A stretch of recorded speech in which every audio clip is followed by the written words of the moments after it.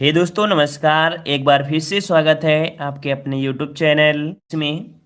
तो दोस्तों हम लोग यहाँ पर हिंदी का टेस्ट लगाएंगे जो कि पत्र लेखन से संबंधित है। और जितने लोग जुड़ चुके हैं सभी को गुड मॉर्निंग। गुड मॉर्निंग सभी को, राधे राधे। सभी को राधे राधे। तो चलते स्टार्ट करते हैं। आज जो क्लास होगी इतनी स्पेशल क्लास होने वाली है कि पत्र लेखन है, और पत्र लेखन के टेस्ट के साथ साथ आपको इसका हम सब कुछ दिखाते चलेंगे जिससे आपको हर एक चीज़ क्लियर भी होता जाएगा। ठीक है। राम राम सभी को, गुड मॉर्निंग सभी को, राधे राधे। चलिए तो स्टार्ट किया जाए। स्टार्ट करते हैं। यहाँ पर देखो जितने भी प्रश्न हैं सभी आपके पूछे गए प्रश्न हैं, और ऐसे प्रश्न बार बार आपके आते हैं। उम्मीद है कि एक वीडियो पूरा देखेंगे तो पूरी तरीके से कंप्लीट हो जाएगी। ठीक है। चलिए तो यहाँ पर आपका पहला प्रश्न दिया है। गुड मॉर्निंग सभी को, जय हिंद सभी को, गुड मॉर्निंग। पहला प्रश्न आपसे पूछा गया है कि निम्नलिखित में से अनौपचारिक पत्र का उदाहरण बताइए। देखो दिया है अनौपचारिक पत्र। तो अगर आपको ये पता है कि अनौपचारिक पत्र पत्र के अंतर्गत क्या क्या आता है तो आप आसानी से बता सकते हैं। तो अनौपचारिक वाला पत्र कौन सा होता है? तो यहाँ पर दिया है प्रधानाचार्य को 2 दिनों के अवकाश के लिए। नहीं, क्यों? क्योंकि अनौपचारिक पत्र होता है जिसमें से घर पारिवारिक मामले होते हैं, अर्थात बहन के विवाह में शामिल होने के लिए मित्र को लिखा गया जो पत्र होता है उसे हम लोग अनौपचारिक पत्र कहते हैं। तो जिसका जवाब यहाँ पर कौन सा आ रहा है? बी आ रहा है, बिल्कुल सही हो जाएगा, अनौपचारिक पत्र। ठीक है ना। तो परिवार वाला जो होता है सिस्टम वो आपका कौन होता है? परिवार हो, रिश्तेदार हो, इनको बोलते हैं लोग अनौपचारिक पत्र होते हैं। तो जवाब बिल्कुल सभी का सही आ गया है, वेरी गुड। अगले प्रश्न को आते हैं। हाँ, यहाँ पर देख लेते हैं कौन कौन सा पत्र। पहले एक पत्र देख लेते हैं कि औपचारिक पत्र क्या होता है। देखो अनौपचारिक में तो हमें पता है कि नहीं कौन कौन से पत्र होते हैं जो आपके पारिवारिक मामले होते हैं, है ना। यहाँ पर औपचारिक पत्र क्या होता है इसको थोड़ा सा हम लोग देख लेते हैं। कह रहा है औपचारिक पत्र उन्हें लिखा जाता है जिससे हमारा कोई निजी संबंध या पारिवारिक संबंध ना हो, उन्हें औपचारिक पत्र कहते हैं। औपचारिक पत्रों में कई तरह के पत्र आते हैं, जैसे मान लीजिए अगर आपको विद्यालय के प्रधानाचार्य को, ठीक है, प्रशासनिक पदाधिकारी को, व्यापारी को, संपादक को, समाचार पत्र के संपादक, पुस्तक विक्रेताओं आदि को लिखे गए पत्र औपचारिक की श्रेणी में आते हैं। ठीक है ना। और याद रखिएगा इनमें से कई प्रकार के आपके होते हैं, जैसे आपका कार्यालय, संपादकीय, व्यवहारिक, और ये सभी औपचारिक होते हैं, है ना। चलिए अगला प्रश्न आपसे पूछा गया है। कह रहे छोटे संबंधियों को संपत्र को में संबोधन क्या लिखेंगे? अगर कोई आपसे छोटा भाई है, मान लीजिए आपका कोई छोटा भाई है ना, तो यहाँ पर कह सकते हैं कि आप उसके लिए क्या वर्ड यूज करोगे? चिरंजीवी लिखोगे, हितैषी लिखोगे, या पूजनी लिखोगे, या परम पूज्य लिखोगे? यहाँ पर आपसे पूछा गया है ना। तो संबोधन में आप उसे क्या बोलेंगे? टू का जवाब दीजिएगा। तो यहाँ पर चिरंजीवी आ रहा है, सभी का जवाब चिरंजीवी आ रहा है, किसी का हितैषी आ रहा है। चलिए तो यहाँ पर याद रखिएगा, यहाँ पर जो यूज किया जाएगा इसको यूज किया जाएगा कौन सा? ए नंबर, चिरंजीवी यूज किया जाएगा। ठीक है, ए नंबर आपका हो जाएगा, चिरंजीवी हो जाएगा। अब इसमें से थोड़ा सा कह सकते हैं, इसको देख लीजिएगा।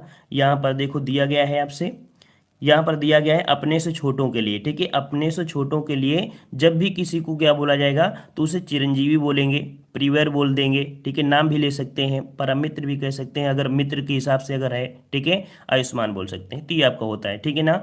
और अगर उसे आशीर्वाद देंगे तो शुभ आशीर्वाद बोल सकते हैं, ये कह सकते हैं किस हिसाब में, तो आपके इस हिसाब से लिखा जाता है। लेकिन ये जो बोला जाता है, ये जो पूछा गया है, ये वाला खाना पूछा गया है। ठीक है, चिरंजीवी, प्रिवर, इस हिसाब से कर सकते हैं। ठीक है।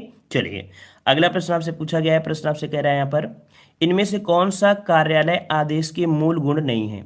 इनमें से कौन सा कार्यालय आदेश के मूल गुण नहीं है? यहाँ पर 3 नंबर। तो 3 नंबर में आप देखिए कह रहा है वैयक्तिक मतलब व्यवहारिक जो आपका होता है, नापा तुला हो गया, दिया है बाहर और भीतरी बातें।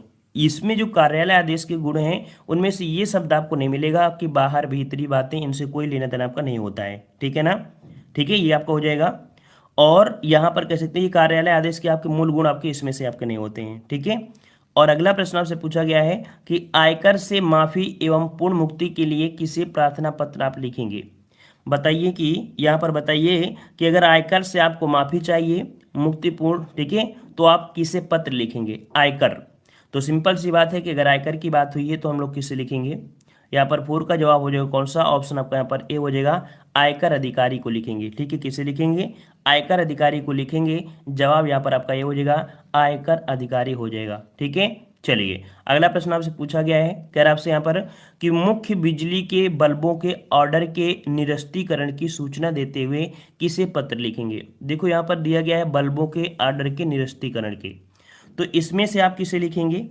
तो यहाँ पर जवाब क्या हो जाएगा भाई, 5 नंबर में 5 का ए आ रहा है, संभरक आ रहा है। चलिए यहाँ पर सी आ रहा है, बल विभाग आ रहा है, संभरक आ रहा है। चलिए तो इसका जवाब जो आपका हो जाएगा कौन सा हो जाएगा, तो ऑप्शन इसका हो जाएगा आपका यहाँ पर ए नंबर, इसे हम लोग संभरक बोलते हैं। ठीक है, जब भी कभी ऐसे विभाग की बात करें तो वहाँ पर संभरक होता है, इसका जवाब जो आपका आएगा वो आपका आ जाएगा संभरक आएगा। ठीक है ना। अब यहाँ पर कह सकते हैं कि 2-3 पॉइंट पढ़ लीजिए, क्योंकि यही क्वेश्चन आपको बार बार अभी मिलने वाले हैं, है ना। तो इससे अच्छा है कि पहले उसका थोड़ा सा पता चल जाए तो आप आसानी से कर सकते हैं। देखिए देखिए यहाँ पर पत्र का विषय दिया है और इसके अधिकारी दिया है। यहाँ पर दिया मच्छरों के प्रकोप से, अगर मच्छर आपके यहाँ पर हैं, है ना, तो आप किसे लिखेंगे, तो माननीय स्वास्थ्य अधिकारी को लिखेंगे। ठीक है ना, जो आपका जिलाधिकारी होता है उसे। बाढ़ पीड़ित की सहायता के लिए तो वही आपका माननीय जिलाधिकारी महोदय को लिखेंगे। ठीक है ना। वहीं पर अगर बात करें कि अगर बस स्टैंड के आसपास आवारागर्द जो लड़के होते हैं ना, है ना, वो आपके छेड़खानी करते हैं तो आप थानाध्यक्ष महोदय को लिखेंगे। ठीक है ना। आयकर विभाग से माफी, तो अभी देखो आयकर विभाग से आया था ना, तो आयकर अधिकारी को हो गया था। दैनिक जागरण में संवाददाता के लिए जो पत्र लिखा जाता है तो हम लोग संपादक महोदय का प्रयोग करते हैं। मुख्य बिजली के बल्बों के ऑर्डर के निरस्तीकरण के लिए सूचना देने के लिए देखो संभरक होता है। क्या होता है भाई, संभरक होता है। मिल गया ना पॉइंट। अगला दिया है अपने कार्यालय से अनुभव, ये भी अभी क्वेश्चन आपको मिलने वाला है कि अपने कार्यालय से अनुभव प्रमाण पत्र लेने के लिए लिखा जाने वाला जो पत्र होता है उसे हम लोग बोलते हैं आपका, क्या बोलते हैं, महोदय अर्थात मैनेजर, ये कह सकते हैं व्यवस्थापक महोदय को। ठीक है, मैनेजर को लिखा जाता है। अगला 2-3 पॉइंट और है कि विद्यालय में खेल का सामान मंगवाने के लिए आप प्रधानाचार्य महोदय को लिखेंगे। चरित्र प्रमाण पत्र प्राप्त करने के लिए तो आपका प्रधानाचार्य महोदय को। ठीक है, ये पॉइंट आपके हैं, अभी आपको मिलने वाले हैं सभी। चलिए कर आपसे औपचारिक पत्र में इनमें से कौन सा विकल्प नहीं होगा। औपचारिक पत्र जो अभी हमने बताया था ऑफिस वाले होते हैं ना, तो औपचारिक पत्र में इनमें से कौन सा विकल्प नहीं होगा। विषय दिया है, अभिवादन दिया है, पता दिया है और आपका दिनांक दिया है। 8 का जवाब क्या आएगा। चलिए तो यहाँ पर आपका जवाब सही क्या हो जाएगा भाई, चलिए 8 का सी आ रहा है, 8 का बी आ रहा है। चलिए कोई बात नहीं, यहाँ पर देख लीजिए क्या होता है। तो याद रखिए 8 का जवाब जो आपका हो जाएगा बी हो जाएगा कि जब भी कोई औपचारिक पत्र होता है उसमें अभिवादन नहीं किया जाता है। ठीक है, अभिवादन नहीं किया जाता है। यहाँ पर जवाब जो आपका हो जाएगा बी हो जाएगा, अभिवादन आपका नहीं होता है। ठीक है ना। अब यहाँ पर आपको हमने दे दिया है, देखो औपचारिक पत्र में अंग में क्या क्या मिलते हैं, तो पत्र संख्या, शीर्ष कार्यालय, प्रेषक, सेवा में प्रेषी, स्थान, दिनांक, विषय, संबोधन, निर्देशन, स्वनिर्देशन, हस्ताक्षर लग होता है। तो यहाँ पर देखो दे दिया गया है कि औपचारिक पत्रों में अभिवादन शब्दों का प्रयोग नहीं होता है। ये पॉइंट आपको हमने बताया भी है। ठीक है ना, समझ में आ गया ना। अभिवादन का प्रयोग कभी भी औपचारिक पत्रों में नहीं करते हैं। चलिए अगला है व्यवसाय पत्र, जो व्यवसाय संबंधी पत्र में संबोधन क्या होगा। अगर आप व्यवसाय के लिए कोई पत्र लिख रहे हैं तो व्यवसाय के पत्र के लिए आप संबोधन में क्या लिखेंगे, व्यवसाय के पत्र में आप संबोधन में क्या लिखेंगे। तो भाई वहां पर आपको वो ऐसा तो नहीं है व्यवसाय में आप किसी को पैर छूने लगो जाके, ऐसा तो नहीं होता है ना, ऐसा तो नहीं होता है। वहां पर सिर्फ एक ही शब्द का प्रयोग करेंगे, महोदय शब्द। ठीक है, क्या प्रयोग करेंगे, महोदय शब्द प्रयोग करेंगे, क्योंकि उसको आपको पता नहीं कि भाई क्या, ये तो सिर्फ व्यापार के हिसाब से होता है ना, वहां पर आप संबंध जोड़ने थोड़े जाओगे। तो इस कारण से कह सकते हैं कि संबोधन वहां पर हम लोग क्या प्रयोग कर देंगे, तो संबोधन प्रयोग करेंगे, महोदय का प्रयोग करेंगे संबोधन के रूप में जब व्यवसाय संबंधी आपका पत्र होता है। ठीक है ना, जवाब कहाँ आएगा आपका बी वाला यहाँ पर ऑप्शन आपका आ जाएगा। ठीक है, अब यहाँ पर देखिए ये यहाँ पर दिया गया है कि व्यवसायिक पत्र औपचारिक पत्र होते हैं, अतः इन पत्रों में संबोधन महोदय या महाशय आदि शब्द का प्रयोग किया जाता है। व्यवसायिक पत्रों में अभिवादन शब्दों में नमस्कार आदि शब्दों का प्रयोग नहीं किया जाता है। याद रखिएगा ये पॉइंट आपसे पूछा जाएगा कि अभिवादन शब्द जो आपके होते हैं व्यवसायिक पत्रों में, तो नमस्कार का प्रयोग मत करिएगा, महोदय का और महाशय का प्रयोग आप कर सकते हैं। ठीक है, चलिए अगला प्रश्न आपसे पूछा गया है, कह रहा है आपसे यहाँ पर कि जो अर्धशासकीय पत्र के संदर्भ में कौन सा कथन गलत है। कथन गलत है पूछा गया है, अर्धशासकीय पत्र के संबंध में कौन सा कथन आपका गलत है। तो पहला पॉइंट आपका है इसका स्वरूप व्यक्तिगत पत्र के समान रहता है, व्यक्तिगत पत्र के समान रहता है। दूसरा दिया है कि यह पत्र अन्य पुरुष में लिखा जाता है, यह पत्र अन्य पुरुष में लिखा जाता है। तो ये देखो लिया है अन्य पुरुष में, तो अन्य पुरुष में नहीं होता है, ये अन्य पुरुष में नहीं होता है, तो होता क्या है। ठीक है, अभी बताते हैं। दूसरा पॉइंट देख लीजिए, औपचारिक शब्दों से आरंभ करने की आवश्यकता नहीं होती है। ठीक है ना, प्रायः समान स्तर के अधिकारी के साथ ऐसा पत्र लिखा जाता है। ठीक, यहाँ पर बी वाला आपका यहाँ जो पॉइंट है ये गलत है, ये पॉइंट जो आपका गलत है, तो उसको समझ लीजिए यहाँ पर होता क्या है। तो देख लीजिए कि जो आपका अर्धशासकीय पत्र का स्वरूप होता है व्यक्तिगत के समान रहता है। यह पत्र एक वचन में होना चाहिए और उत्तम पुरुष में। देखो किस में होना चाहिए, तो आपके उत्तम पुरुष में लिखा जाना चाहिए। जो आपके अर्धशासकीय पत्र का स्वरूप होना चाहिए वो आपके उत्तम पुरुष में होना चाहिए। लिखा है ना पूरी तरीके से, समझ में आ गया ना। तो उत्तम पुरुष होना चाहिए, ना कि कोई अन्य पुरुष होना चाहिए, ठीक है ना। इस पत्र की भाषा आत्मीय मैत्रीपूर्वक मतलब मित्रता पूर्वक युक्त होनी चाहिए। इस पत्र को औपचारिक शब्दों से आरंभ करने की आवश्यकता नहीं होती है, ठीक है। औपचारिक शब्दों से यहाँ पर लागू करने की आवश्यकता नहीं होती है। प्रायः समान स्तर के अधिकारियों के साथ ऐसा पत्र लिखा जाता है। ये देखो लिखा है प्रायः समान स्तर के अधिकारियों के साथ ऐसा पत्र लिखा जाता है। इस पत्र में प्रेषक अधिकारी केवल अपने हस्ताक्षर करता है। याद रखिए इस पत्र में प्रेषक अधिकारी केवल अपने हस्ताक्षर करता है, उसमें पद का उल्लेख नहीं किया जाता है। ये पॉइंट अभी पूछा जाएगा, ठीक है, पॉइंट अभी पूछा जाएगा, ठीक है। और पत्र के अंत में निर्देशन में आपका विश्वासी, ठीक है, शब्द का प्रयोग किया जाता है। संबोधन के लिए आप सिर्फ प्रयोग क्या कर सकते हैं, तो प्री का प्रयोग कर सकते हैं, ठीक है, इसका कर सकते हैं, ठीक है। चलिए अगला क्वेश्चन आपका आ गया है यहाँ पर, कह रहा है संक्षेपण मूल पाठ से कितने कम शब्दों में लिखना चाहिए। संक्षेपण मूल पाठ से कितने शब्दों में कम शब्दों में लिखना चाहिए, 13 का जवाब दीजिएगा। ये टॉपिक ऐसा है ना कि सभी को समझ में नहीं आता है, ये टॉपिक पूरी तरीके से समझ में नहीं आता है, लेकिन हमने पूरी तरीके से ऐसे बनाया है कि आपको दूसरा वीडियो देखने की जरूरत भी नहीं पड़ेगा। लेकिन फिर भी हम जानते हैं कि ऐसे टॉपिक में पढ़ने में बच्चे इंटरेस्ट नहीं लेते हैं, आते हैं और चले जाते हैं, है ना। यहीं पर अगर का खा गा गा अंगा पढ़ा रहे होते जो उनको आता है तो वो लोग खूब देखते हैं, लेकिन ऐसे टॉपिक को देखने में उनको आनंद नहीं आता है ना। चलिए कोई बात नहीं, हम तो टीचर हैं, हमें तो सब कुछ पढ़ाना पड़ेगा, हमें हर एक को लेके आना मतलब कह सकते हैं देखना पड़ेगा। चलिए संक्षेपण मूल पाठ से कितने कम शब्दों में लिखा जाना चाहिए, तो यहाँ पर आपका जवाब जो आपका हमेशा ये क्वेश्चन पूछा जाता है ना, तो जवाब आपका आएगा यहाँ पर ए नंबर 1/3 होना चाहिए। कितना होना चाहिए, 1/3 होना चाहिए। ऑप्शन कौन सा हो जाएगा, यहाँ पर आपका ए हो जाएगा 1/3 होना चाहिए, ठीक है ना। और संक्षेपण वाले पॉइंट से 2-3 पॉइंट आपके पूछे जाते हैं कि संक्षेपण स्वतः पूर्ण होना चाहिए। संक्षेपण करते समय इस बात का ध्यान अवश्य रखना चाहिए कि लेख का मूल भाव जो है वो आपका नष्ट ना हो, ठीक है। दूसरा पॉइंट दिया है कि संक्षिप्तता संक्षेपण का एक प्रधान गुण होता है। संक्षेपण जो होता है समानता मूल पाठ से कितना 1/3 शब्दों में लिखा होना चाहिए। देखो यही पॉइंट आपसे पूछा गया था। संक्षेपण की जो भाषा होनी चाहिए तो सरल और परिष्कृत होनी चाहिए। इसमें समास बहुलता मतलब समास जैसे शब्द अलंकृत भाषा का प्रयोग नहीं करना चाहिए, सरल भाषा का प्रयोग करना चाहिए, ठीक है ना। संक्षेपण में भाव और भाषा की शुद्धता होना चाहिए, ये आपको दिया गया था, ठीक है ना। चलिए अगला क्वेश्चन आपसे पूछा गया है यहाँ पर कि माता पिता द्वारा पुत्र को लिखे गए पत्र में माता पिता द्वारा क्या अभिवादन किया जाना चाहिए। अगर कोई माता पिता हैं और अपने पुत्र को अभिवादन देना चाहते हैं तो आप ऐसे मतलब किस प्रकार के करेंगे। चलिए तो यहाँ पर आपके गुड मॉर्निंग, सभी को राधे राधे, सभी को राधे राधे, सभी को राधे राधे। तो भाई यहाँ पर सभी लोग बार वीडियो को लाइक कर दीजिएगा, क्योंकि सभी को तो पसंद आता नहीं है टॉपिक, है ना। तो जितने लोगों को मजा आ रहा है वो लोग जरूर वीडियो को लाइक करेंगे, ठीक है। चलिए तो यहाँ पर देखो आपका 14 का जवाब दिया है और 14 का ऑप्शन राइट आपका जो बनेगा कौन आएगा, तो उनको क्या करेंगे भाई, तो उनको शुभ आशीर्वाद ही तो देंगे ना, आशीर्वाद का ही तो देंगे ना उन्हें। तो इस प्रकार से जवाब क्या हो जाएगा आपका ए हो जाएगा शुभ आशीर्वाद। जब भी कोई माता पिता अपने पुत्र को लिखते हैं पत्र तो वहां पर शुभ आशीर्वाद का प्रयोग करेंगे, ठीक है ना। अच्छा यहाँ पर कह सकते हैं कि ये जब आ रहा है तो आपका देख लीजिए 2-3 पॉइंट आपको यहाँ पर मिलेंगे।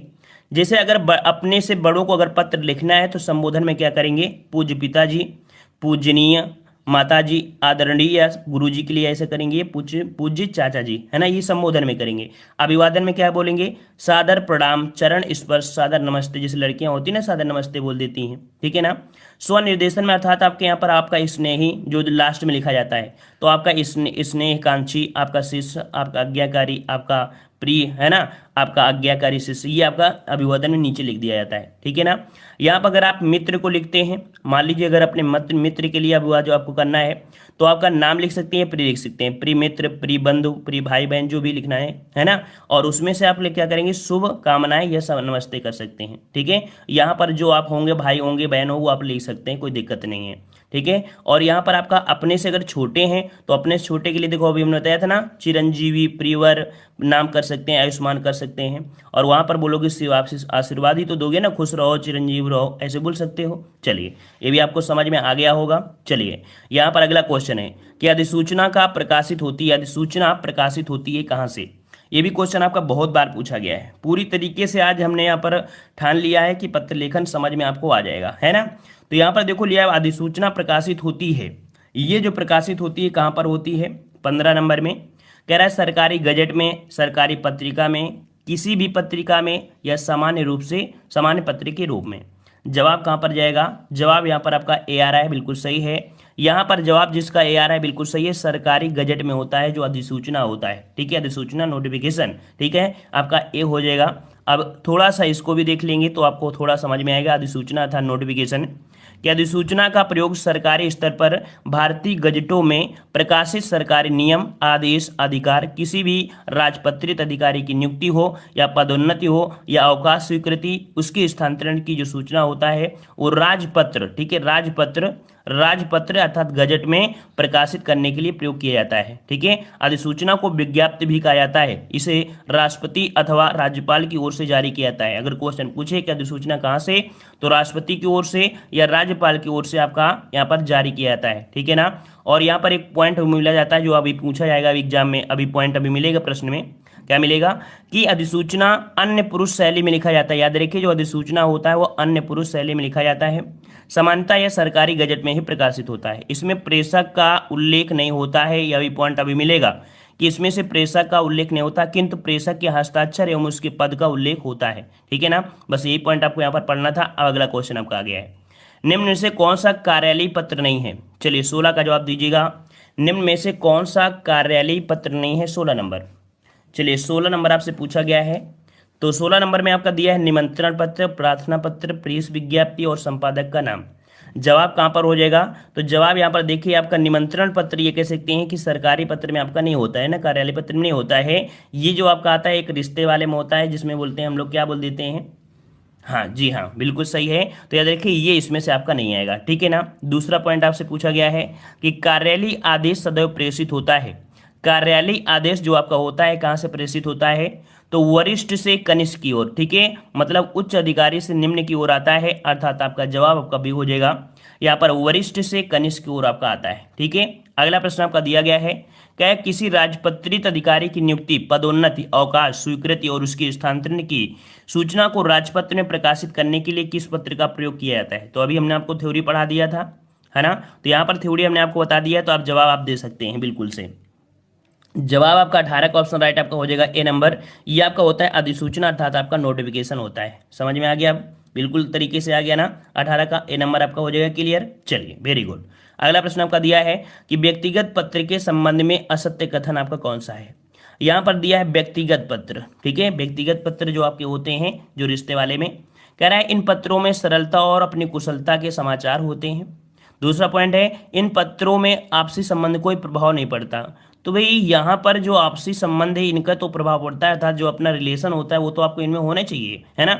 वहीं पर दिया है इनके अंतर्गत छोटों की तरफ से बड़ों को पत्र लिखे जाते हैं, ऐसा नहीं यहाँ पर हाँ कह सकते हैं, इसके अंतर बड़ों की तरफ से लिखे जाते हैं। जी हाँ, बी वाला पॉइंट जो दिया है इन पत्रों में आपसी संबंध कोई प्रभाव नहीं पड़ता है, तो भाई आपसी पत्र तो ही होते हैं व्यक्तिगत वाले पत्र, है ना। तो यहाँ पर कह सकते हैं बी वाला आपका पॉइंट आपका यहाँ पर गलत हो जाएगा। क्लियर हो गया। चलिए अगला प्रश्न है व्यवसायिक पत्र। व्यवसायिक पत्र के संबंध में पूछा गया है 20 नंबर। व्यवसायिक पत्र के संबंध में पूछा गया है कि क्या पॉइंट सही है। पहला पॉइंट दिया है ऐसे पत्रों में किसी विशिष्ट नियम, शब्दावली अथवा रूपरेखा की कोई आवश्यकता नहीं होती है, ठीक है ना। तो ये पॉइंट आपका सही है, ये पॉइंट आपका सही है। दूसरा दिया है कि ऐसे पत्रों के में संबोधन, महोदय, महाशय आदि शब्दों का प्रयोग किया जाता है, ठीक है। चलिए किसी भी कंपनी के मैनेजर से सामग्री या माल से संबंधित पत्राचार हो सकता है। तो देखो यहाँ पर कोई ऑप्शन ऐसा नहीं दिया है ना, बल्कि तीनों ही पॉइंट आपके यहाँ पर सही हैं, ये तीनों ही पॉइंट आपके सही हैं, ठीक है ना। तो यहाँ पर देखो हम आपको दिखा देते हैं क्योंकि इसमें से कोई ऑप्शन आपका दिया गया नहीं है ना। तो इसकी थोड़ी सी देख लेंगे तो आपको समझ में आएगा कि व्यवसायिक पत्र होता क्या है। तो व्यवसायिक पत्र को वाणिज्यिक पत्र के नाम से भी जाना जाता है। व्यवसायिक पत्र विभिन्न व्यापारी व्यवसायिक संगठनों के मध्य आपसी व्यापार के लिए लिखे जाते हैं। व्यवसायिक पत्रों का क्षेत्र व्यापक अर्थात विस्तृत होता है। इन पत्रों के माध्यम से किसी भी कंपनी के मैनेजर, देखो मैनेजर की सामग्री या माल मंगवाने के लिए पत्राचार होता है। ऐसे पत्रों में किसी विशिष्ट शब्दावली, रूपरेखा की आवश्यकता नहीं होती। देखो ये दिया गया ना, अर्थात मतलब वो आपका पॉइंट सही था, है ना, वो पॉइंट आपका सही था, ठीक है ना। तो ये पॉइंट आपका आ गया। अच्छा, यहाँ पर कह सकते हैं ये पॉइंट अभी आपको मिलेगा कि व्यवसायिक पत्र औपचारिक पत्र होते हैं, ठीक है। इन पत्रों में संबोधन जो होता है महोदय और महोदय आदि का ही प्रयोग किया जाता है, ठीक है। इसमें नमस्कार का प्रयोग नहीं किया जाता है, अभी हमने स्टार्टिंग बताया था। चलिए अगले क्वेश्चन को आते हैं। क्वेश्चन आपसे अगला दिया है कि एक विद्यार्थी को अपने स्कूल के प्रधानाचार्य को अभिनिवेदन में क्या लिखना चाहिए। अगर कोई विद्यार्थी है और अपने स्कूल के प्रधानाचार्य को अगर अभिनिवेदन करना है तो उसमें से क्या लिखेगा। तो भाई जब अभिनिवेदन होता क्या है, जब पूरा पत्र नीचे लिख लो और इसके बाद होता है ना। तो यहाँ पर आपका जवाब क्या बनेगा, 21 का ऑप्शन आपका हो जाएगा डी। यहाँ पर प्रयोग होता है आपका आज्ञाकारी शिष्य, इसी का तो प्रयोग करते हैं आप, है ना। जवाब कहाँ हो जाएगा आपका, डी सही हो जाएगा। अगला प्रश्न आपका दिया गया है, कह रहा है जब कोई सरकारी पत्र, ज्ञापन, कार्यालय ज्ञापन एक साथ अनेक पृष्ठों को भेजा जाए तो उसे क्या कहते हैं। देख लीजिए, जब कोई सरकारी पत्र हो या कोई कार्यालय ज्ञापन हो, एक साथ अगर अन्य पृष्ठों को भेजा जाए तो उसे क्या बोलेंगे। तो यहाँ पर जवाब क्या हो जाएगा, तो आपका 22 का ऑप्शन राइट, आपका जवाब यहाँ पर सही हो जाएगा। आपका यहाँ पर ए नंबर, यह आपका होता है परिपत्र उसे बोलते हैं। कई बार आपने पढ़ा भी होगा और हमने आपको पढ़ाया भी है, हर एक लगभग प्रैक्टिस सेट में क्वेश्चन आपको मिलता है। अगला है, जब एक अधिकारी दूसरे अधिकारी को व्यक्तिगत नाम से पत्र लिखता है तो उसे क्या कहते हैं। तो व्यक्तिगत पत्र, है ना। जब एक अधिकारी दूसरे अधिकारी को व्यक्तिगत नाम से पत्र लिखता है तो उसे क्या कहते हैं। तो ऐसे पत्रों को हम लोग बोलते हैं अर्ध सरकारी पत्र। क्या बोलते हैं भाई, उसे अर्ध सरकारी पत्र बोलते हैं, क्योंकि यहाँ पर अधिकारी की बात की है, रिलेशन की बात नहीं किया है, ठीक है ना। समझ में आ गया। चलिए अगला प्रश्न आपका दिया है, मच्छरों के प्रकोप के संबंध में शिकायत पत्र लिखना हो तो किसे लिखेंगे। देखिए अभी हमने आपको दिखा दिया था स्टार्टिंग में कि मच्छरों के प्रकोप के संबंध में शिकायती पत्र लिखना है तो आप किसे लिखेंगे। तो भाई किसे लिखेंगे, देख लेते हैं। कोई ऑप्शन आपको दिया गया होगा यहाँ पर, कह रहा है प्रधानमंत्री जी को, माननीय स्वास्थ्य अधिकारी को, माननीय शिक्षा अधिकारी को, माननीय प्रधानाध्यापक को। तो भाई ये जो आपका स्वास्थ्य अधिकारी होगा उसी को लिखेंगे ना। तो जवाब कहाँ पर आएगा, बी नंबर आपका हो जाएगा। क्लियर हो गया, पूरा समझ में आएगा। हमें पता है जिस हिसाब से हमने यहाँ पर बता रहे हैं, थ्योरी के साथ साथ क्वेश्चन दिखाते जा रहे हैं, पूरा समझ में आ जाएगा। कह रहा है यदि सभी राज्य सरकारों को एक ही पत्र भेजा गया हो तो उसे क्या कहते हैं। तो देखो एक ही पत्र अगर राज्य सरकारों को भेजा गया है केंद्र सरकार की ओर से मान लो, तो सीधी सीधी बात कह सकते हैं कि इसका जवाब भी कौन आएगा, तो आपका परिपत्र ही हो जाएगा। बी नंबर आपका सही हो जाएगा। अगला प्रश्न आपसे पूछा गया है, कह रहा आपसे यहाँ पर अधिसूचना का प्रयोग किस क्षेत्र में नहीं किया जाता है। अधिसूचना का प्रयोग किस क्षेत्र में नहीं किया जाता है। अधिसूचना मतलब आपका नोटिफिकेशन, तो इसका कहाँ पर प्रयोग नहीं कर सकते हैं। तो देखो आपका आदेश होता है तब करते हैं, है ना, आदेश में करते हैं, नियम होगा, अधिकार होगा तो होगा। लेकिन कर्तव्य के मामले में हम लोग यहाँ पर अधिसूचना का प्रयोग नहीं कर सकते, ठीक है। कर्तव्य के मामले से कोई मतलब नहीं है आपके, अधिसूचना का प्रयोग कर्तव्य के मामले से कोई मतलब नहीं है, ठीक है ना। अदर आपके यहाँ पर सभी सही होंगे, ठीक है। चलिए अगला दिया है कि यदि आपको अपने मित्र को पत्र लिखना पड़े तो संबोधन में क्या लिखेंगे। मान लीजिए अगर आपको अपने मित्र को पत्र लिखना है तो संबोधन में किसका प्रयोग करेंगे। तो बताइए संबोधन में किसका प्रयोग कर देंगे। और मित्र हैं तो भाई उनको पूजनीय बोलेंगे क्या, महोदय बोलेंगे क्या, आदरणीय मित्र बोलेंगे। यहाँ पर जवाब हम लोग जो दे देंगे ऑप्शन राइट आपका 27 का ऑप्शन हो जाएगा बी। यहाँ पर हम लोग प्रयोग करेंगे प्रिय मित्र का प्रयोग करेंगे, ठीक है ना। जवाब कौन सा हो जाएगा आपका बी हो जाएगा, प्रिय मित्र का प्रयोग यहाँ पर किया जाएगा, ठीक है। क्लियर हो गया। चलिए अगला प्रश्न आपका दिया है, कह रहे कौन सा कथन आपका यहाँ पर कह सकते हैं गलत है। कौन सा कथन आपका गलत है। देखो यहाँ पर पॉइंट 28 नंबर आपसे कह रहा है, पहला पॉइंट दिया है कि अर्धशासकीय पत्र मित्रता भाव में लिखा जाता है। जी हाँ बिल्कुल सही है। इसमें संबोधन के लिए प्रिय लिखा जाता है। जी हाँ बिल्कुल सही है। स्वनिर्देशन के लिए आपका सद्भावी अर्थात जो आपका श्रेयांशली होता है लिखा जाता है। इसमें भेजने वाले का हस्ताक्षर पद का उल्लेख भी करता है। तो देखो हमने बताया था इसमें भेजने वाला जो पत्र होता है ना हस्ताक्षर, तो हस्ताक्षर का उल्लेख नहीं करता, लेकिन अपने पद जो होता है ना पद का कर सकते हैं, हस्ताक्षर करने के पद का उल्लेख भी करता है। तो ये गलत दिया है, ये गलत दिया है कि जो भी आपके ऐसे होते हैं लेटर उसमें अपने हस्ताक्षर करके उसका पद का उल्लेख नहीं किया जाता है। ये पॉइंट अभी हमने आपको बताया था, ठीक है ना। चलिए तो यहाँ पर देख लीजिए हमने आपको बताया था ना, यहाँ पर कह सकते हैं कि देखो प्रायः समान अधिकारी को होता है ना। और यहाँ पर कह सकते हैं कि देखो उसके पद का उल्लेख नहीं किया जाता है ना। प्रेषक अधिकारी केवल अपने हस्ताक्षर करता है, उसके पद का उल्लेख नहीं किया जाता है। देखो ये पॉइंट साफ साफ आपको लिखा है। और पत्र के अंत में जो स्वनिर्देशन होता है आपका विश्वासी का लगा सकता है, प्री लगा सकता है। पूरा क्लियर हो गया होगा, क्लियर हो गया। और सीटेट के लिए भी पढ़ सकते हैं भैया। आपको तो पता चल रहा होगा कि भैया जो पढ़ रहे हो आप जो पढ़ रहे हो तो उसमें बताइए क्या सीसेट में नहीं आता है, या आप किसी भी एग्जाम में जा रहे हैं जहाँ पत्र लेखन होता है कोई इसका एक्स्ट्रा आता है। यहाँ पर जितने भी पत्र बता रहे हैं आप बता दीजिए, कोई ऐसा कोई क्वेश्चन आपको ना आता हो तो बताइए। सभी टोटल तो आता है ना, तो ये हिंदी पूछने वाली चीज आपका नहीं होता है ना, ये पूछने वाली चीज नहीं है कि सर ये इसमें आएगा कि नहीं आएगा, टोटल आपका आएगा। ठीक है, चलिए। कहे सभी राज्य सरकारों को भेजा जाने वाला जो सरकारी पत्र होता है उसे क्या कहते हैं? तो 29 का ऑप्शन कौन सा हो जाएगा? तो यहाँ पर जवाब हो जाएगा आपका ये नंबर, परिपत्र होता है। क्लियर हो गया। अगला प्रश्न आपका दिया गया है, कह रहा आपसे कि यदि कोई पत्र सभी संबद्ध कार्यालयों को प्रेषित किया जाए तो उसे क्या कहते हैं? तो 30 का जवाब भी आप कह सकते हैं, इसे क्या बोलेंगे? परिपत्र ही कह देंगे। ठीक है, अगला प्रश्न आपका दिया है कि शासकीय पत्र के संदर्भ में कौन सा कथन गलत है? देखते हैं यहाँ पर आपका कौन सा कथन आपका गलत है। कह रहा है पत्र संख्या के ऊपर तिथि लिखी जाती है, तो ये पहला पॉइंट क्या है? कह रहा है पत्र संख्या के ऊपर तिथि लिखी जाती है, तो पहला ही पॉइंट गलत हो गया। दूसरा है महोदय में महोदय बाईं ओर लिखा जाता है, पत्र संख्या में सबसे ऊपर संख्या लिख देते हैं, पत्र के बाईं ओर सेवा में लिखते हैं। ठीक है, तो यहाँ पर पहला पॉइंट आपका गलत है ना, पहला पॉइंट गलत है। क्यों? क्योंकि हमने बताया था कल के क्वेश्चन, कल के प्रैक्टिस सेट में मिला था, शासकीय पत्र वाला कल मिला था क्वेश्चन यही, कि दाईं ओर जो होता है उसमें प्रेषक का नाम होता है और उसका जो स्थान होता है और दिनांक होता है दाईं ओर होता है। ठीक है ना, तो कह सकते हैं कि ये जो आपका है, आपका ए नंबर आपका, ये कह सकते हैं कथन आपका गलत है। ठीक है सर, ये सब क्वेश्चन मुझे नहीं आ रहा है। और भाई नफीसा जी, आपको आता क्या है? आपको आता क्या है? आपको रीजनिंग मैथ भी दिक्कत करता है, आपको सब कुछ दिक्कत करता है, और हम आपको इस प्रकार से बता रहे हैं कि अगर छोटा बउआ भी होगा ना, छोटा बउआ भी होगा, वो भी समझ जाएगा कि क्या है क्या नहीं है। देखिए यहाँ पर आपको सरकारी पत्र दिया गया है, देख लीजिए जो अभी हमने आपको बताया। यहाँ पर पत्र संख्या होती है, प्रेषक होता है जो भेजने वाला होता है। ठीक है ना, यहाँ पर आपको दिया गया, देखो विभाग का नाम दिया गया है। ठीक है, यहाँ पर आपको सेवा में दिया गया है, मुख्य सचिव दिया गया है। ये देखिए यहाँ पर दिया गया है, ये पॉइंट आपको दिया गया है, देखो इसके नीचे आपको लिखा गया है, जो कि आपके कहाँ पर है? दाएं साइड में लिखा है, दाएं साइड में लिखा है, दाहिनी ओर लिखा है ना, स्थान लिखा गया है और आपका दिनांक लिखा गया है। मिल गया ना ये पॉइंट? आ गया। चलिए, और यहाँ पर देख लीजिए ये आप सबको दिया गया है, और इसके बाद कह सकते हैं कि यहाँ पर एक पॉइंट अभी पूछा जाएगा कि जिसकी बाईं साइड होता है तो उसमें जो आपका प्रेषित होता है उसका नाम होता है, संलग्न आपके जो भी होता है। यहाँ पर आपके जो दाहिनी साइड होता है वहाँ पर आपके हस्ताक्षर होता है। ठीक है, चलिए अगला प्रश्न आपसे पूछा गया है, कह रहा आपसे कि बाढ़ पीड़ितों की सहायता के संबंध में पत्र लिखा जाता है। बाढ़ पीड़ितों की सहायता के संबंध में पत्र लिखा जाता है, आपको जवाब देना है।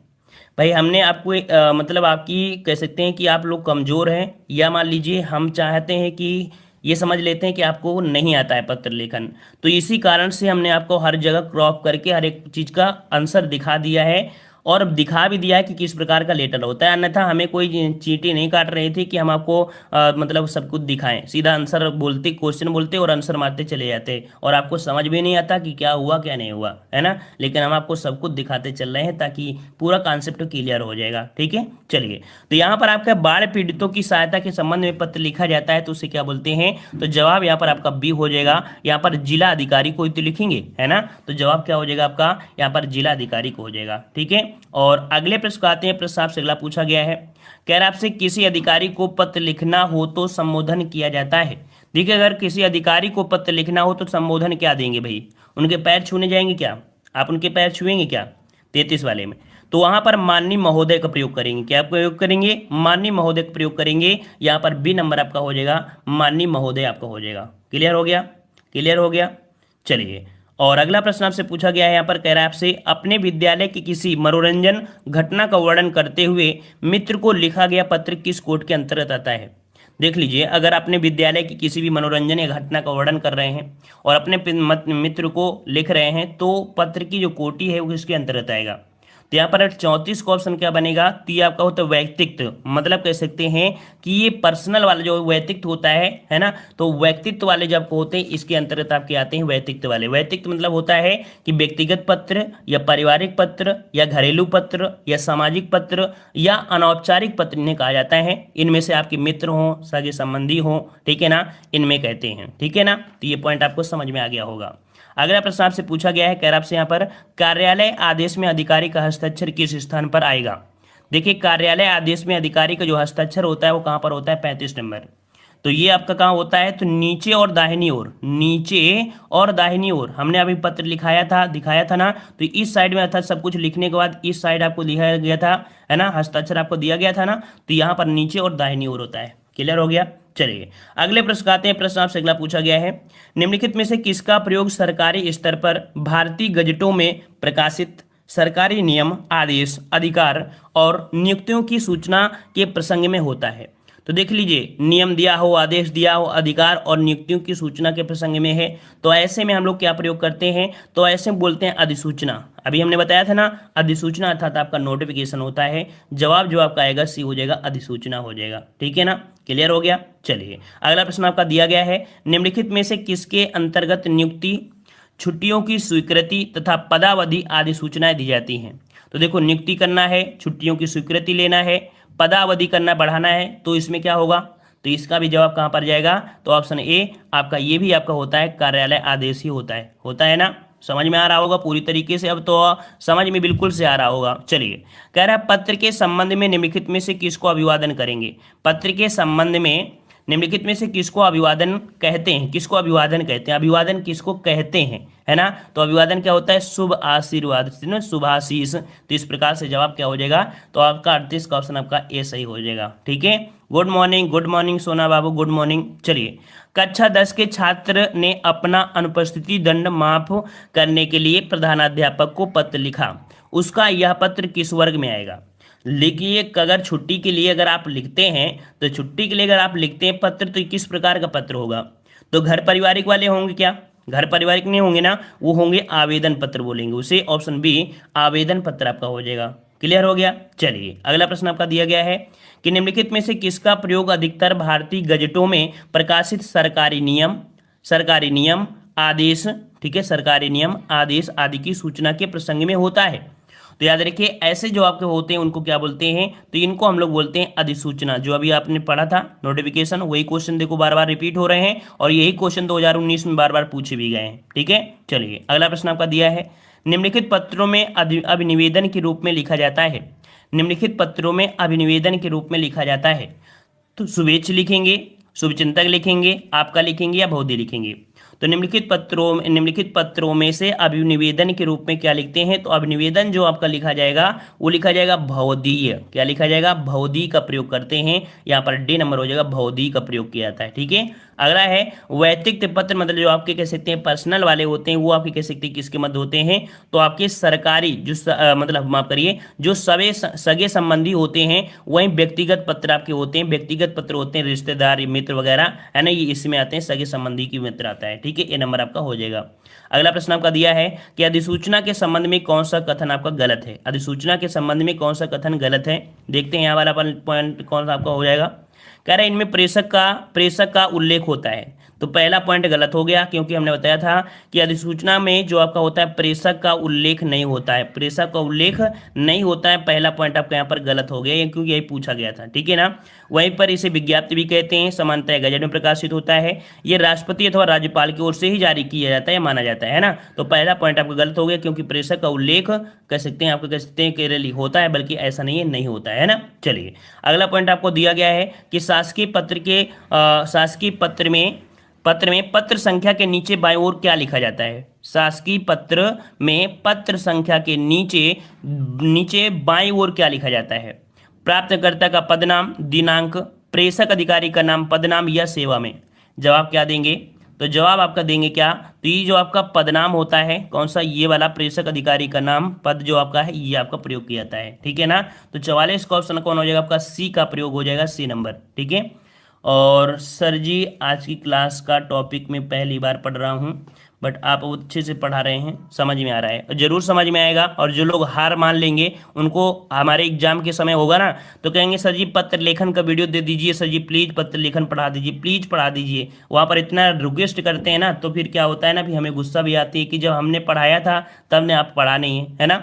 चलिए यहाँ पर दिया गया है पल्लवन के लिए अपनाई जाती है, पल्लवन के लिए जो अपनाई जाती है किस प्रकार की, तो पल्लवन में याद रखिए ना ही हम समास का प्रयोग करते हैं, पल्लवन में ना समास करते हैं, ना व्यस्त शैली, ना ही अलंकार शैली। यहाँ पर जो शैली होती है नियमन होती है, नियमन वाली शैली होती है, यहाँ पर मोहरों वगैरह का प्रयोग करते हैं। तो इसका जवाब क्या हो जाएगा, ए वाला आपका हो जाएगा। ठीक है, अभी पल्लवन भी दिखाते हैं कि होता क्या है पल्लवन।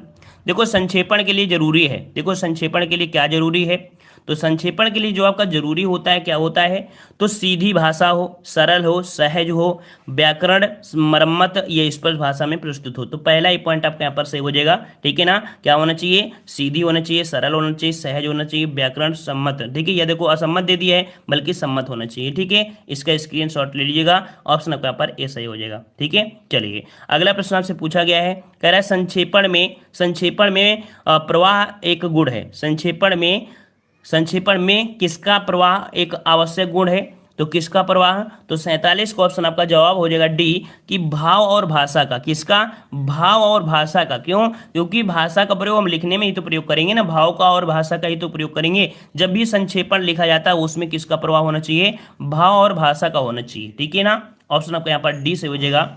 और अगला प्रश्न आपका है, पल्लवन में विषय का किया जाता है, पल्लवन में विषय का किया जाता है, मतलब कह सकते हैं 48 वाले में जवाब सी हो जाएगा। यहाँ पर विस्तार किया जाता है, पल्लवन में विषय का किया जाता है, विस्तार किया जाता है, यहाँ पर आपका सी हो जाएगा। पल्लवन का अर्थ क्या होता है, पल्लवन का अर्थ क्या होता है, तो 49 का जवाब कब भी हो जाएगा, यहाँ पर विस्तारण होता है ना। पल्लवन वाला समझ में नहीं आया आपको, है ना, पल्लवन समझ में नहीं आया ना, तो यहाँ पर कह सकते हैं सर जी जेल वार्डन के पेपर में आता है क्या, अरे यार प्रैक्टिस सेट आपको लगवाते हैं, समझ में नहीं आता क्या, आपको तो इतना पता ही हो रहा है कि हम जेल वार्डन में लिखवाते हैं, उसमें पत्र वाला क्वेश्चन आता है, वही सिंपल सी बात बार बार करते हो कि सर जी क्या आता है कि नहीं आता है। यार कौन सा इस एग्जाम है जिसमें पत्र लेखन का क्वेश्चन नहीं आता है, 2-3 एक छोड़ दीजिए, फालतू वाली बातें करते हो, दिमाग नहीं है 1% का। चलिए यहाँ पर देखो दिया गया पल्लवन, पल्लवन क्या है इसको समझ लीजिए, क्योंकि बार बार क्वेश्चन आपको मिल रहे हैं। कह रहा है इसे विस्तारण क्या बोलते हैं, इसे विस्तारण बोलते हैं, भाव विस्तारण बोलते हैं, भाव पल्लवन आदि नाम से जाना जाता है, ठीक है ना। यह कह रहे हैं भाव पल्लवन का अर्थ क्या होता है, कि किसी भाव का विस्तार करना, ठीक है ना, विस्तार करना। डॉक्टर वासुदेव नंदन प्रसाद के अनुसार किसी सुगठित एवं गुम्फित विचार भाव के विस्तार को पल्लवन कहते हैं, ठीक है ना, ये आपका होता है। यहाँ पर देखो दिया गया है, इस प्रकार पल्लवन में किसी उक्ति, वाक्य, सूक्ति, कहावत, लोकोक्ति आदि को विस्तार से प्रस्तुत किया जाता है। कोई भी अगर लोकोक्ति है तो उसका विस्तार से ही प्रयोग करना पड़ेगा। इसके विस्तार की आवश्यकता तभी पड़ती है जब मूल भाव संक्षिप्त या कह सकते हैं जटिल हो, तभी तो विस्तार करेंगे ना, क्योंकि जो सूक्तियां होती हैं छोटी होती हैं, इनको विस्तार में करना पड़ता है, ठीक है ना। यहाँ पर देख लीजिए पल्लवन संक्षेपण एवं सारांश लेखन का उल्टा होता है। जो देखो सारांश लिखते हैं ना, मतलब सारांश में बहुत चीजें लिख लेते हैं, इसका उल्टा होता है कि हम लोग छोटे शब्दों का ही प्रयोग करेंगे, ठीक है। यहाँ पर देखो दिया गया है पल्लवन के कुछ नियम है, कि पल्लवन से पूर्व मूल अवतरण के वाक्य लोकोक्ति साथ में क्या दिया है, भाव का विस्तार करते समय, भाव या विस्तार करते समय कथन की पुष्टि हेतु उदाहरण या तथ्य भी दिए जा सकते हैं, ठीक है, उनको दे सकते हैं, उदाहरण समझा सकते हैं।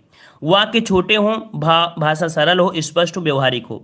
ये क्वेश्चन आपसे पूछा जाता है कि लेखक या कवि के मूल भाव का ही विस्तार करना चाहिए। अभी आ जाता ना विस्तार करना चाहिए, तो ये विस्तार आपका हो गया, मतलब उसकी आलोचना नहीं करना चाहिए, विस्तार करना चाहिए, ठीक है ना। पल्लवन की रचना प्रत्येक दशा में अन्य पुरुष में होना चाहिए। अगर क्वेश्चन पूछे कि पल्लवन अगर किसी को लिख रहे हैं तो इसमें से किसके लिए, तो अन्य पुरुष का ही प्रयोग किया जाएगा, इसमें से उत्तम पुरुष, मध्य पुरुष का प्रयोग नहीं करा जाएगा, ठीक है ना। तो इस प्रकार से हो जाएगा।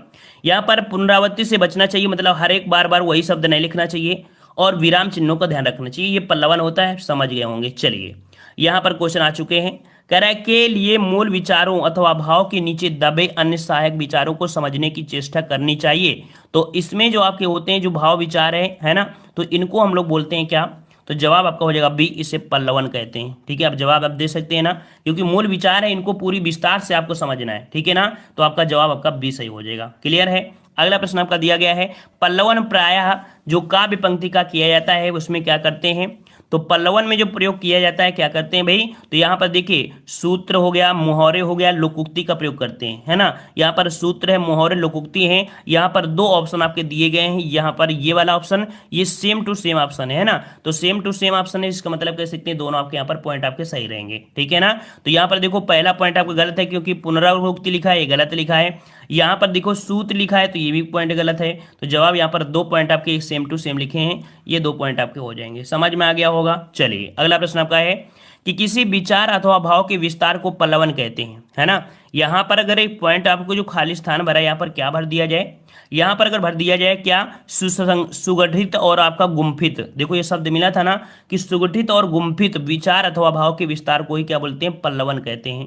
तो आपको ये समझ में आ गया होगा, ठीक है। इससे बेहतर आपको कोई समझाने वाला नहीं मिलेगा, इसकी गारंटी हम आपको ले रहे हैं पत्र लेखन में। चलिए, किसी मूल रेखा अथवा भाषण को उसके निहित तथ्यों सहित संक्षेपण में प्रस्तुत करने की क्रिया को क्या कहते हैं। तो देखो, किसी मूल रेखा अथवा भाषण को उसे लिए निहित तथ्यों सहित संक्षेपण में प्रस्तुत करने को इसे क्या कहते हैं। तो 53 का जवाब यहाँ पर जो आपका हो जाएगा, इसे हम लोग बोलते हैं क्या भाई, तो इसका जवाब जो आपका आएगा इसे हम बोलते हैं संक्षिप्तीकरण या संक्षेपण बोलते हैं, ठीक है। संक्षिप्तीकरण या संक्षेपण बोलते हैं, इसका जवाब का यहाँ पर ए सही हो जाएगा। अगला प्रश्न आपका दिया गया है कि पुत्र के द्वारा पिता के लिए पत्र में अभिवादन होगा।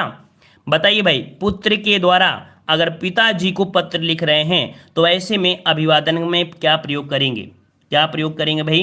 तो यहां पर आपका जवाब देना है, सर मेरा आज वन डे है। तो अगर आपका वन डे है तो अच्छी बात है कि आपको कुछ सीखने को पहले दिन ही मिल जाएगा। चलिए, तो यहाँ पर जवाब आपका 54 क्या हो जाएगा, जवाब लगभग सही है और सभी के सही जवाब हैं। यहाँ पर हम लोग जो प्रयोग करेंगे तो भाई यहाँ पर दिए, पुत्र के द्वारा पिता के लिए पत्र में अभिवादन पूछा है, अभिवादन, ठीक है ना, अभिवादन पूछा है। तो अभिवादन में हम लोग क्या लिख देंगे, बी वाला लिखेंगे या सी लिखेंगे, सादर प्रणाम लिखेंगे या आपका बोल देंगे स्नेहकांक्षी लिखेंगे, क्या जवाब लिखेंगे। तो यहाँ पर अभिवादन में हम लोग जो होता है, देखो संबोधन और अभिवादन में अंतर क्या है, संवादन, हाँ जी हाँ बिल्कुल सही है। यहाँ पर अगर हम लिखेंगे तो उसमें से प्रयोग हम लोग सादर प्रणाम ही का प्रयोग करेंगे, है ना। अभिवादन में किसका करेंगे, सादर प्रणाम, चरण स्पर्श, है ना। और लड़कियाँ जो होती हैं नमस्ते का प्रयोग करते हैं। तो जवाब क्या हो जाएगा आपका, सी सही हो जाएगा, ठीक है, याद रहेगा। चलिए, और हाँ, बुक में जो आपका दिया है ये पॉइंट आपका गलत दिया गया है ना। बुक में जो आपका दिया है तो उसमें ये कह सकते हो ऑप्शन गलत दिया गया है। चलिए, अगला है, पुस्तक मंगाने हेतु पत्र किसे लिखा जाता है। अगर आपको किसी को पुस्तक मंगाना है तो ऐसी स्थिति में जो पत्र लिखेंगे किसे लिखेंगे, 55 नंबर। 55 का जवाब जो आपका जाएगा कौन सा जाएगा, ऑप्शन राइट आपका हो जाएगा आपका बी, ये प्रकाशक को लिखा जाएगा। किसको लिखा जाएगा, प्रकाशक को तो लिखेंगे कि दूसरे को लिखेंगे, नहीं। तो यहाँ पर जवाब क्या हो जाएगा, यहाँ पर दोनों में अंतर क्या होता है, अच्छा दोनों में अंतर क्या होता है। तो यहाँ पर जवाब क्या बनेगा, बता दीजिए जवाब क्या होगा।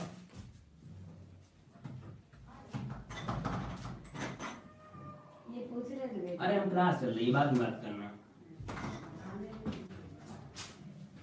चलिए, तो यहाँ पर देखो पुस्तक मंगाने के लिए हो गया ना। चलिए, अगले प्रश्न का आते हैं। यहाँ पर कह रहा आपसे, हाँ यहाँ पर हम बता रहे थे, कोई पूछ रहा था कि जो संबोधन में और अभिवादन में क्या होता है। संबोधन जब लिखा जाता है, कोई पत्र होता है, उस पत्र में क्या होता है, स्टार्टिंग में लिखते हैं ना, सेवा में श्रीमान फलाने ढिकाना लिखते हैं ना। तो वहाँ पर होते हैं पूज्य पिताजी, है ना, माताजी आदरणीय। इसके बाद यहाँ पर जब लिखा जाता है पत्र के नीचे क्या लिखते हो, सादर प्रणाम नमस्चरण, ऐसे शब्द होते हैं ना, इसका होता है पत्र लेखन वाला। आप दे लीजिएगा, आपको सब कुछ समझ में आ जाएगा। एक पत्र लेखन का स्पेशल वीडियो बना हुआ है, ठीक है।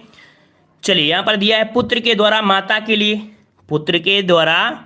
के लिए पत्र में स्वनिर्देशन होगा, उसे क्या बोलते हैं। पुत्र के द्वारा माता के लिए क्या करेंगे।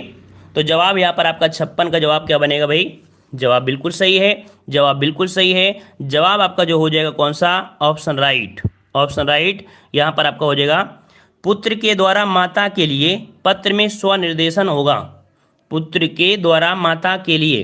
तो भाई पुत्र के लिए माता के लिए जो आपका स्वनिर्देशन का होगा, तो आपका स्वनिर्देशन, देखो स्वनिर्देशन मतलब होता है अभिनिवेदन, स्वनिर्देशन मतलब होता है अभिनिवेदन। तो वहां पर हम लोग लिखेंगे, जब पत्र के नीचे होता है ना, पत्र जब होता है नीचे, इस साइड में क्या लिखते हैं, कहते हैं आपका पुत्र, क्या बोलते हैं भाई, आपका पुत्र लिखते हैं। जवाब यहाँ पर सी है, आपका पुत्र हो जाएगा। क्लियर हो गया ना, बिल्कुल सही है। चलिए, अगला प्रश्न आपका है कि दो अपरिचित के आपसी पत्र व्यवहार में संबोधन होगा। अगर कोई दो अपरिचित व्यक्ति हैं, है ना, तो उसमें से अगर पत्र व्यवहार में संबोधन होगा, उसे क्या कहेंगे। तो ऐसी स्थिति में हम लोग जो प्रयोग करेंगे, जब कोई अपरिचित है, उसे हम लोग जानते नहीं हैं, तो ऐसी स्थिति में सिर्फ महोदय का ही प्रयोग करेंगे। हमने आपको बताया था, जैसे कोई व्यापार होता है तो व्यापार में आपको यही शब्द मिलेगा, महोदय साहब, है ना। अदर शब्द आपको प्रयोग नहीं करना है, ठीक है।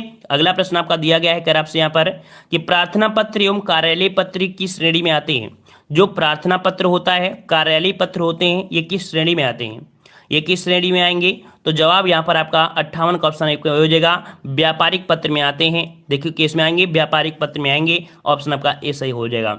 अगला प्रश्न आपसे पूछा गया है, कह रहा आपसे यहाँ पर कि अपने से छोटे के लिए पत्र लिखते समय संबोधन क्या होगा? अपने से छोटे के लिए पत्र लिखते समय संबोधन का प्रयोग क्या करेंगे भाई? संबोधन का प्रयोग जो आप करेंगे क्या करेंगे? तो अपने छोटे से के लिए जो लिखेंगे तो हम लोग लिख सकते हैं कौन सा? जवाब यहाँ पर आपका हो जाएगा कौन सा भाई? आपका 59 का जवाब देते रहिए। 59 का ऑप्शन सी आयुष्मान। क्या बोलेंगे भाई? आयुष्मान का प्रयोग करेंगे, आयुष्मान का प्रयोग करेंगे, आयुष्मान का प्रयोग यहाँ पर करेंगे, आयुष्मान का प्रयोग। ठीक है ना? यहाँ पर हम लोग कह सकते हैं कि आयुष्मान हो गया और आपके चिरंजीवी हो गया, है ना? चिरंजीवी को भी प्रयोग कर सकते हैं ना। इस प्रकार से आपका सी हो जाएगा। अगला दिया गया है कि दो अपरिचित के आपसी पत्र व्यवहार में स्वनिर्देशन का प्रयोग करेंगे। तो स्वनिर्देशन का जो प्रयोग करेंगे, जो अपरिचित शब्द आपका कोई होगा, अपरिचित लोग होंगे, तो उसमें से हम लोग भौतिक का प्रयोग कर सकते हैं, भौतिक का प्रयोग। ठीक है ना? भौतिक का प्रयोग, क्योंकि यहाँ पर दिया है स्वनिर्देशन। ठीक है, क्या दिया है भाई? तो आपका स्वनिर्देशन दिया है। और इसके पहले आपका जो दिया था वो दूसरा पॉइंट था। यहाँ पर स्वनिर्देशन होता है, जो कि हमने बताया पत्र के जब नीचे सब लिख जाता है तब यहाँ पर जो लिखा जाता है स्वनिर्देशन, कि मैं फलाने, मैं ढेकाने, है ना, आपका आज्ञाकारी, वहां पर वो शब्द आपका भौतिक का प्रयोग करते हैं। ठीक है। अगला प्रश्न आपका दिया गया है, कह रहा है आपसे गुरु के द्वारा शिष्य को पत्र में अभिवादन होगा। गुरु के द्वारा, देखो यहां पर दिया है गुरु के द्वारा शिष्य को पत्र में अभिवादन क्या होगा?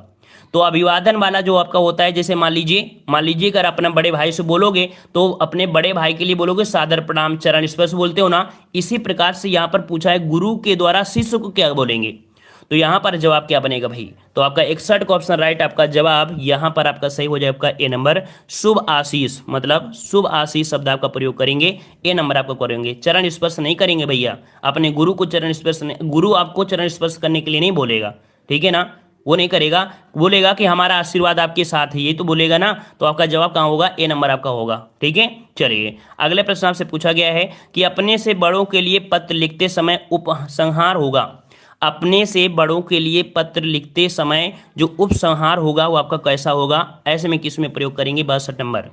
तो 62 का आपका जवाब जो आपका हो जाएगा कौन सा हो जाएगा भाई? आपका डी। यहाँ पर कह सकते हैं कि आपका आज्ञाकारी हो जाएगा, आपका स्नेह पात्र हो जाएगा, आपका कृपाकांक्षी हो जाएगा, अर्थात जवाब आपका डी हो जाएगा, उपयुक्त सभी हो जाएगा। ठीक है। अगला प्रश्न आपसे पूछा गया है कि संपादक के नाम पत्र में संबोधन के लिए पद का शब्द का प्रयोग किया जाता है। देखो संपादक के नाम पत्र में संबोधन के लिए क्या होता है? संपादक के नाम पत्र में क्या प्रयोग करेंगे? तो संपादक के नाम पत्र में संबोधन के लिए जो प्रयोग करेंगे वो प्रयोग करेंगे अपने ऑप्शन सी की ओर, जो कि महोदय का प्रयोग कर सकते हैं, क्योंकि पूजनी का प्रयोग हम लोग नहीं करेंगे, है ना। गुड मॉर्निंग सभी, गुड मॉर्निंग, यहाँ पर महोदय का प्रयोग कर सकते हैं। ठीक है। अगला प्रश्न आपका दिया है, संपादक के नाम पत्र में सेवा में किस ओर लिखते हैं? सेवा में जो लिखा जाता है, सेवा में वो कहाँ आप लिखेंगे? सेवा में प्रयोग कहाँ पर करेंगे?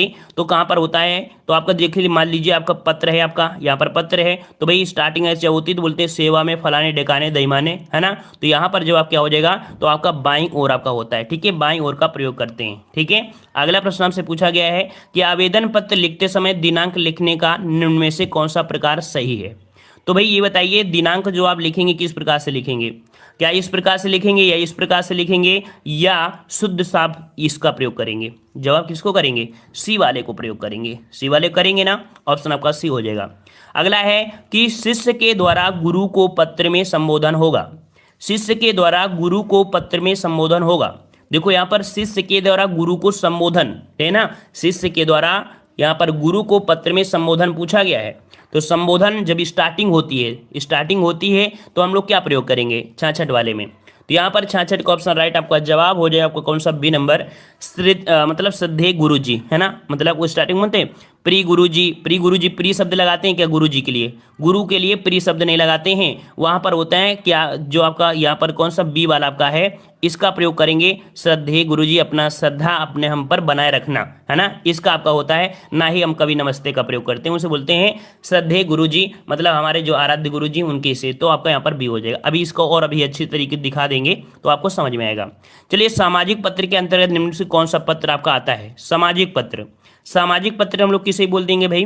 तो सामाजिक पत्र जो बोलते हैं वो किसे बोलते हैं? जवाब जो आपका हो जाएगा कौन? तो देखिए एक बार पुस्तक मंगाने के लिए नहीं, शुल्क माफ के लिए नहीं, तो यहाँ पर जवाब हो जाएगा जो सामाजिक पत्र होते हैं वो आपकी रिश्तेदारी वाले होते हैं, अर्थात यहाँ पर जवाब जो हो जाएगा इनको व्यक्तिगत वाले पत्र बोलते हैं। ऑप्शन ए बधाई पत्र हो जाएगा। क्लियर हो गया? देखो हमारी लैंग्वेज सबको समझ में नहीं आती है, सिंपल सी बात बता दें, सच में हमारी लैंग्वेज सबको समझ में नहीं आती है, और जिसको समझ में आ जाती है तो भी जाती भी नहीं है, ठीक है ना, क्योंकि हमारा पढ़ाने का तरीका कुछ सबसे आपके हटके होता है। जो भी पढ़ा देंगे वो एग्जाम में मिलने वाला होगा, टाइम पास करने वाला तो हमारे लाइफ में लिखा नहीं है हमारे डिक्शनरी में, ठीक है। चलिए संक्षेपण को आप क्या कह सकते हैं? संक्षेपण को आप क्या कह सकते हैं? संक्षेपण को आप क्या बोलेंगे? देखो जो संक्षेपण होता है वो मूलतः जो मैं बताया था कि 1/3 शब्दों में लिखा जाता है, मतलब वही मेन आपका पॉइंट होता है, मेन पॉइंट वही होता है। तो यहाँ पर जो संक्षेपण होता है वो आपका होता है क्या? ऑप्शन सी, एक प्रकार का मानसिक प्रशिक्षण, कि आपने कितना अच्छा लेख लिखा है, आपने कितना अच्छा लेख लिखा है, आपने कितना अच्छा सीखा है। क्योंकि जो आपका संक्षेपण होता है पूरे पत्र में निचोड़ होता है, वो क्या होता है? पूरे पत्र का निचोड़ होता है। तो आपका जवाब क्या हो जाएगा? आपका सी हो जाएगा, ठीक है। मानसिक प्रशिक्षण होता है, आपकी जो मानसिक बातें बता देता है कि नहीं आपके अंदर कितनी सोचने क्षमता है। अगला दिया गया है संक्षेपण करते समय किस किस बात का ध्यान रखना चाहिए? संक्षेपण जब भी करना चाहिए तो किस किस का बात ध्यान करना चाहिए? तो यहाँ पर देखो दिया गया है सभी बातों को बढ़ा चढ़कर लिखना चाहिए नहीं, यहाँ पर देखो दिया गया है कि कोई महत्वपूर्ण बात छूटनी चाहिए। मतलब संक्षेपण जो आपका होता है 1/3 शब्दों में तो आप लिखेंगे, पूरे पत्र का 1/3 शब्दों में आप लिखेंगे, और उसमें भी अगर मेन पॉइंट ना लिखें, दुनियादारी लिख लें, है ना, तो फिर भाई दिक्कत हो जाएगा। अर्थात कह सकते हैं कि जो आपका होता है कोई भी जो महत्वपूर्ण पॉइंट है वो बात वहाँ पर छूटनी चाहिए, ठीक है। डी नंबर आपका हो जाएगा। अगला प्रश्न आपका दिया गया है कि पुत्री के द्वारा माता को पत्र में संबोधन होगा। पुत्री के द्वारा माता को संबोधन, तो भाई अगर पुत्री है और माता को संबोधन दे रही है तो ऐसी स्थिति में क्या प्रयोग करेंगे? पुत्री के द्वारा क्या करेंगे? तो यहाँ पर दिया है प्रिय माता जी, आदरणीय माता जी, पूजनीय माता जी, उपयुक्त सभी। किसका जवाब करेंगे? यहाँ पर 70 का जवाब क्या बनेगा? तो यहाँ पर आपका देखो यहाँ पर पुत्री हैं पुत्री हैं, तो हम लोग पूजनीय माता जी का प्रयोग करेंगे। ऑप्शन सी हो जाएगा पूजनीय माता जी, ठीक है। अगला प्रश्न आपका है समाचार संबंधी पत्र व्यवहार के लिए किसे संबोधित करना होगा? समाचार पत्र संबंधी अगर है तो भैया ऐसे में संबोधित करना होगा, किसे करेंगे? समाचार संबंधी पत्र व्यवहार के लिए किसे संबोधित करना चाहिए? 71 का जवाब बी, संपादक को। किसे करेंगे? संपादक, ऑप्शन बी हो जाएगा। चलिए अगला दिया गया है अपने सगे संबंधियों मित्रों को लिखे जाने वाले पत्र को श्रेणी में आता है। देखिए अगर आपके सगे संबंधी हैं, है ना, मित्र आपके हैं, उनको पत्र लिखेंगे तो कैसा लिखोगे? तो जवाब आपका हो जाएगा सी, ये आपका होता है सामाजिक पत्र होता है। क्या होता है? सामाजिक हो जाएगा, ठीक है। अगला प्रश्न आपका दिया गया है कि किसी पहले भेजे गए पत्र का उत्तर नहीं आने पर उस विषय में याद दिलाने के लिए लिखा जाने वाला जो पत्र होता है उसे, मान लो हमने आपको, मतलब ये देखो हम होता क्या है, ठीक है, इसका जवाब देख लीजिए। इसका होता है अनुस्मारक। ये क्या होता है? अनुस्मारक मतलब होता है याद दिलाना, ठीक है। इसका सी हो जाएगा अनुस्मारक मतलब होता है याद दिलाना। मतलब कि कोई लेटर आपने किसी अधिकारी को लिख दिया, उसने आपका रिप्लाई नहीं दिया, तो अब उसको याद दिलाने के लिए दोबारा जब पत्र लिखेंगे तो वो मेन पत्र के जैसा ही होगा लेकिन थोड़ा कम शब्दों में होगा, ठीक है ना। तो यहाँ पर उसे बोलते हैं अनुस्मारक बोलते हैं, याद रहेगा। चलिए अगला दिया है कि विभिन्न प्रकार के सरकारी नियमों, आदेशों, घोषणाओं तथा राजपत्रित अधिकारियों जो गजट के तबादले होते हैं, नियुक्ति हो, छुट्टी हो, जाने की सूचना हो, राजपत्र में प्रकाशित करके जन साधारण तक पहुंचाने के लिए इसका प्रयोग किया जाता है। तो इसका जवाब क्या बनेगा? तो सिंपल सी बात है, इसको हमने अभी बताया था कि जो आपकी अधिसूचना होता है, अधिसूचना ही होता है ना, जो उच्च से निम्न की ओर आता है। जवाब कहाँ पर होगा? ए नंबर हो जाएगा अधिसूचना। अब तो भैया ये पूरी तरीके से समझ गए होंगे, है ना। चलिए तो शासन की ओर से किसी व्यक्ति को या एक विभाग से दूसरे विभाग को भेजे गए पत्र क्या कहते हैं? देखिए यहाँ पर दिया है शासन की ओर से किसी व्यक्ति को या एक विभाग से दूसरे विभाग को भेजे गए पत्र को क्या कहते हैं? तो यहाँ पर जवाब जो 75 का जवाब हो जाएगा वो आपका बी हो जाएगा। इसे सरकारी पत्र बोलते हैं। क्या बोलते हैं? सरकारी पत्र बोलते हैं। ऑप्शन आपका यहाँ पर बी सही हो जाएगा। क्लियर है। अगला प्रश्न आपका दिया है कि जब कोई कागज पत्र मूल रूप से प्रेषक को लौटाना होता है तो किसकी आवश्यकता पड़ती है? जब कोई कागज पत्र मूल रूप से प्रेषक को लौटाना है ना, प्रेषक को लौटाना है, तो आप आवश्यकता जो पड़ती है उस समय वो पड़ती है आपकी पृष्ठांकन की। किसकी? पृष्ठांकन की। ऑप्शन बी बनेगा, पृष्ठांकन हो जाएगा। और अगला प्रश्न आपका है कि यदि किसी सरकारी ऑफिस में पत्र भेजा जा रहा है और उसकी कॉपी किसी अन्य ऑफिस में भेजी जा रही है तो उसे क्या कहते हैं। देखिए, एक तो मान लो इधर पत्र जा रहा है, उसी की कॉपी जा रही है, तो कॉपी क्या बोलेंगे, प्रतिलिपि तो बोलेंगे ना, कि एक फोटो कॉपी दूसरी जगह भेज रहे हैं, तो सीधी सिंपल सी बात है, उसीलिए बोलेंगे हम लोग प्रतिलिपि बोल देंगे कि दूसरी जगह भेजी रहे तो प्रतिलिपि हो जाएगा। ठीक है।